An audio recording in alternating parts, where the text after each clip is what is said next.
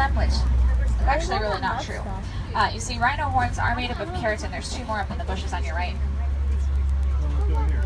So they're made up of keratin, their horns, which is actually the same protein that makes up our hair and our fingernails.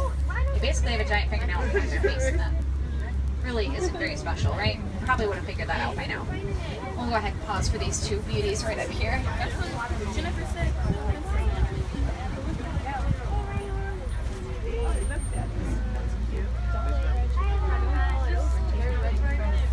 Now they are quite large. Actually quite a bit larger than black rhinos too. They get up to about 5,000 pounds fully grown. They can still charge those speeds of about 35 miles an hour, however. And they have terrible eyesight, which is probably why a group of rhinos is called a crash. They do charge sometimes, but only, we leave them alone, obviously. As long as we don't aggravate them, they stay pretty calm. So they're really comfortable with us too, so it's not usually a problem. There are 2 cheetahs laying down underneath the tree there. If you can see, they're kind of just below eye level. They're on the slope down towards us. If you look kind of between some of the bushes, they got their backs facing us. They're on either side of that tree there.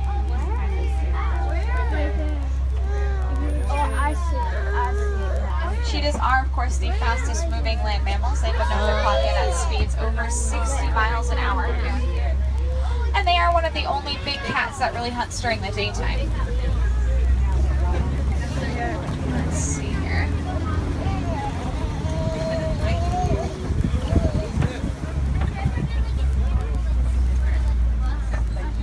All the time.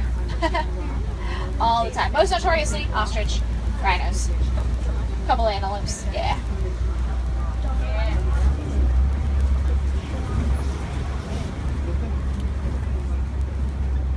Couple more rhinos coming up here on our right hand side in just a minute.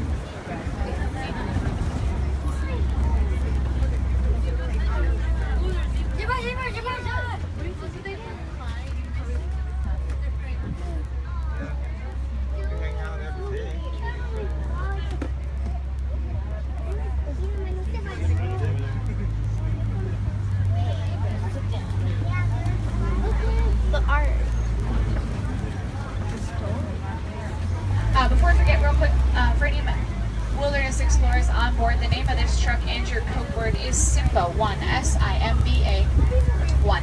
You can write that down on page 13 of your guidebooks and go earn your badges once we get back to the village. Lots of burrows around the bend here. Pretty good signs of a warthog. Looks like there's one of them laying down right underneath the tree, kind of in the middle there, just to the right of the branch, laying on the ground. Warthogs are the largest burrowing land mammals. They use their snouts and their hooves to dig their very large burrows. There's an ostrich over on the left. We'll get a little bit closer to that in a minute. First, let's focus on these absolutely gorgeous zebras. A couple of Botswak right behind them as well. And of course, the rhinos.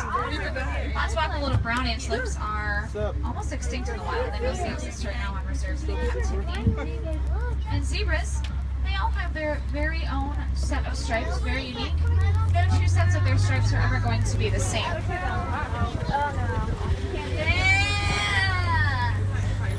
Off to the right-hand side, there's another zebra as well as an addax, ADDAX, beautiful white antelope there.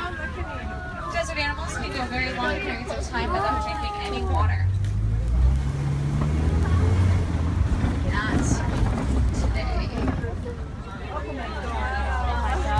They are the largest flightless birds, folks.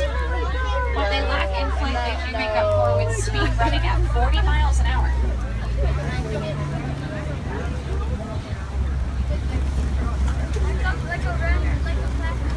Just one last section of the reserve here. This is the newest addition to the reserve back here. I just want to see if anything interesting has moved in yet. Okay, sit with me for just a minute here.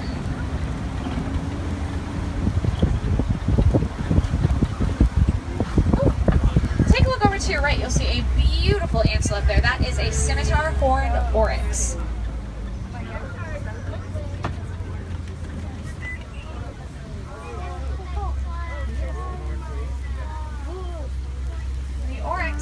Much like the addax we just saw, are also desert animals that can go very long periods of time without any water. But what I think is really cool is that they have adapted very well to heat, so well that their bodies can withstand temperatures up to about 115 degrees before they even start to sweat. I think that'd be kind of useful. I'm a little bit jealous. It's all right. You know, we are of course doing absolutely everything we can in order to help protect every single one of these animals. Still, there is a lot that you folks can do too. In fact, one of my favorite things to do is trying to recycle old cell phones and other electronics like laptops and cameras, really anything with that mineral content in it. And even just your general recycling of papers and plastics, that's a huge help as well. Something as incredibly simple as sharing what you've learned here, sharing your photos and your experiences, and just getting involved in your local conservation efforts, you will definitely be helping these animals out quite a bit. Honestly, I cannot stress enough how important it is that we do our part in taking care of these animals, because if we don't, we could be facing the very real possibility of losing them forever. For any of you that might still be interested in finding some more animals, I would head over to the Gorilla Falls Trail next door. Up there, not only is there a gorilla sanctuary, there's also an underwater hippo viewing area, some monkeys, meerkats, zebras, and even naked mole rats. That's folks.